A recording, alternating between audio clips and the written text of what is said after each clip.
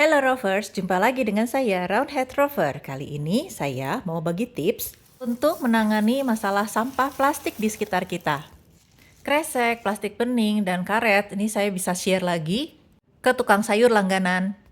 Jenis sampah lainnya saya tumpuk di salah satu sudut rumah. Banyak sekali produk di sekitar kita yang kemasannya adalah kemasan plastik. Nah, cuma sebagai konsumen kita juga harus bertanggung jawab terhadap sampah kita sendiri. Styrofoam, styrofoam ya, aneka jenis styrofoam. Ini aku juga mintain ke tukang buah nih, karena pasti jadi ngebala kan di tukang buah. Styrofoam. Kemudian ini bubble wrap, tapi udah dilepas ya si selotipnya udah digunting, jadi ini cuma bubble wrapnya aja.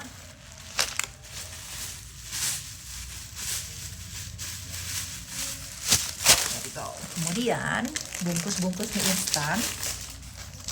Jadi aku juga masih menghasilkan sampah sih, masih suka mie instan juga. Micin adalah kunci.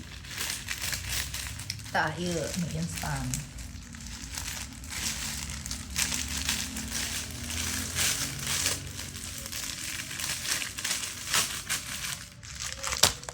Terus ini yang gak jelas, ini juga sebenarnya ada klasifikasinya sih, cuman sama saya gue dihijikan semuanya sini. Nah, berikut ini adalah jenis-jenis pengelompokan plastiknya ya. Kalau Rovers bisa mengelompokkan sesuai jenis ini lebih bagus lagi.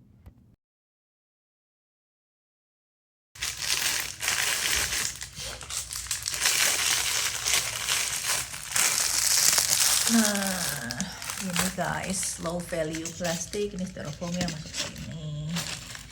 Kemudian kayak gini nih bekas. Ini mah dicuci dulu. Kemudian jadi ini udah bersih ya. Semuanya bersih dan kering. Lebih bagus lagi kalau yang ada gininya, ini sekalian dicabut. Bersih.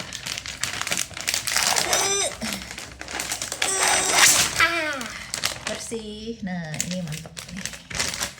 Disatuin. Nah, ini yang modelnya bersih semua tanpa sablon. Tanpa stiker. Oh, ini ada nih. Sablon.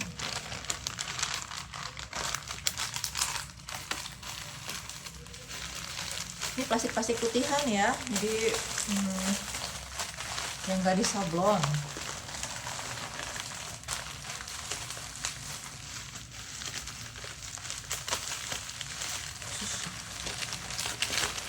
Ya begitulah.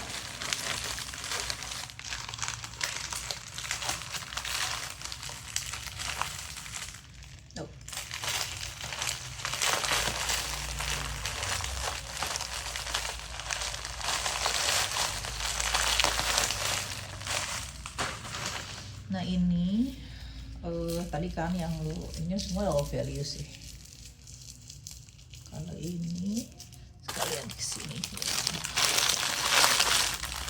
Kresek, ini kresek yang udah hancur-hancuran.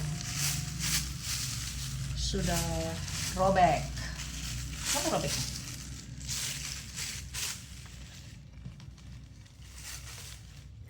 Kenapa sih sampah plastik ini harus dipisah? Karena kalau nggak dipisah, nggak dibuat dalam keadaan kering dan bersih, itu mereka nggak bisa di-recycle. Bahkan nih, kalaupun masuk insinerator, itu akan menghasilkan gas-gas yang berbahaya jadinya. Bekas tisu galon.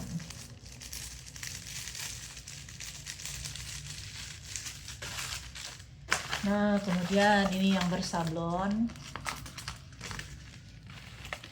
Bahan plastik termasuk yang sifatnya abadi di muka bumi ini, Rovers. Mungkin 7 generasi kita masih akan menemukan bungkus mie instan yang kita timbun di dalam tanah. Bukan cuma abadi dan bisa memenuhi tempat hidup kita, namun jika terkikis, dia akan menjadi mikroplastik Mikroplastik ini akan mencemari air dan tanah masuk ke dalam makanan kita. Tanaman dan hewan yang sudah tercemar mikroplastik akan meneruskan mikroplastik tersebut di darah kita. Mikroplastik itu bisa menyumbat pembuluh darah dan mengakibatkan macam-macam gangguan kesehatan. Di akhirnya, yang rugi sebenarnya kita sendiri.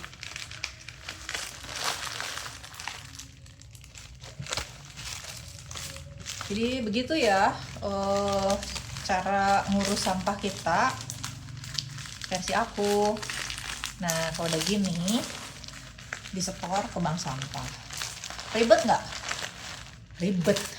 Ke aku emang ribet. Tapi aku mau bertanggung jawab untuk sampah yang aku hasilkan. Dan ini juga terus menghasilkan sampah karena ya juga masih dukung UMKM sih ya. Warga, bantu warga.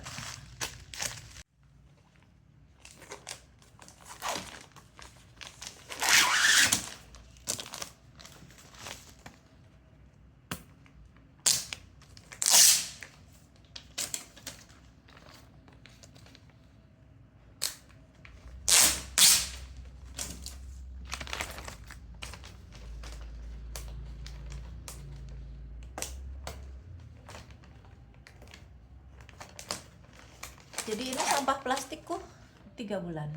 Kalau rovers udah pada pilah sampah belum?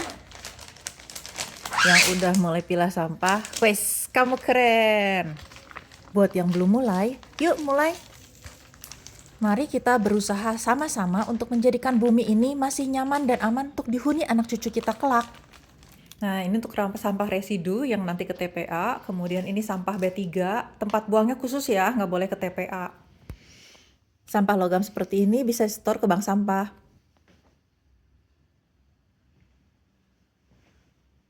Yang ini sampah dus, lain-lain belum diberesin guys. Dan inilah hasil beberes hari ini. Itu 2 yang isinya bubble wrap, kemudian ini dus-dusan. Terus ini masih plastik. Enggak, ini mau buat game sih sebenarnya. Ini yang aneka styrofoam. Ini yang nanti juga ke ekosistem. Terus ya, ini yang aneka plastik-plastik ya. Oke. Ini tuh sebenarnya tumpukan sampah hasil menunggu 1 tahun. Jadi tahun lalu kami pindah kembali ke rumah ini setelah 5 tahun tinggal di luar kota. Dan ya inilah hasilnya. Beberapa yang memang masih timbun, sebagian yang sudah bisa disetor ke bank sampah, emang sudah disetor ke bank sampah, ekosistem dan bank sampah terdekat. Ini yang menumpuk dan dipeyem setahun ya. Nanti mau coba ke bank sampah duitin biar dijemput. Terima kasih sudah menonton.